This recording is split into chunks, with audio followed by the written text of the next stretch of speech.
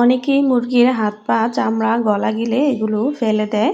তো আমি বলবো ফেলে না দিয়ে কিন্তু রেসিপিটা ফলো করতে পারেন। ফলো করে রান্না করে দেখবেন, খেতে কিন্তু ভীষণ মজা হয়। আর আমার তো খুবই পছন্দ মুরগির হাত পা চামড়া। তো যখনই হচ্ছে আম্মু বাড়িতে মুরগি রান্না করতো, আমার জন্য কিন্তু এগুলো আলাদা করে তুলে রাখা হতো। তো এখন হচ্ছে আমি রান্না করব লাউ আর হাত পা মুরগির চামড়া। তো এগুলো ফেলে না দিয়ে কিভাবে রান্না করবেন, আজকের রেসিপিটি কিন্তু একদমই স্কিপ করা যাবে না, দেখবেন লাস্ট পর্যন্ত এবং অবশ্যই এভাবে ফলো করে রান্নাটা করতে পারেন। আসসালামু আলাইকুম সবাইকে, সবাই কেমন আছেন? তো আজকের ভিডিও যে যেখান থেকে দেখছেন আশা করি সবাই ভালো এবং সুস্থ আছেন। তো ভিডিওটি কিন্তু লাস্ট পর্যন্ত দেখবেন। আর হ্যাঁ, চ্যানেলটা যদি সাবস্ক্রাইব করে না থাকেন তাহলে কিন্তু অবশ্যই চ্যানেলটা সাবস্ক্রাইব করে দিবেন এবং পাশেই থাকবেন। সবাইকে অসংখ্য ধন্যবাদ। তো চলুন রান্নায় চলে যাই আর কথা না বাড়িয়ে। তো আমি আজকে মুরগির চামড়া, হাত পা, গলা গিলে এগুলো দিয়ে লাউ দিয়ে রান্না করব। এই রান্নাটা কিন্তু খেতে কিন্তু ভীষণ মজা হয়।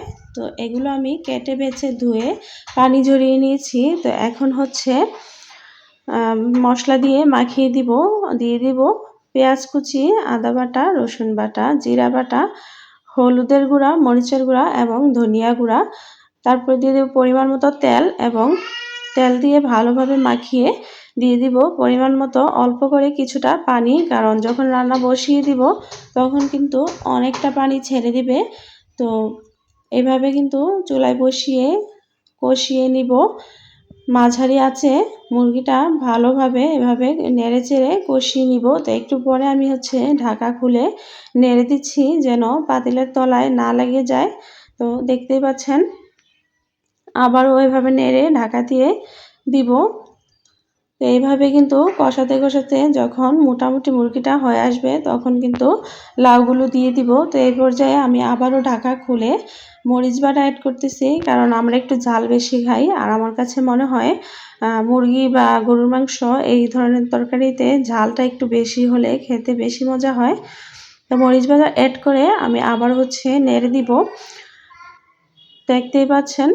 তো মোটামুটি এই পর্যায়ে যখন রান্না হয়ে আসবে তখন কিন্তু দিয়ে দিব লাউগুলো দিয়ে ভালোভাবে মিশিয়ে নিব মুরগিটার সাথে।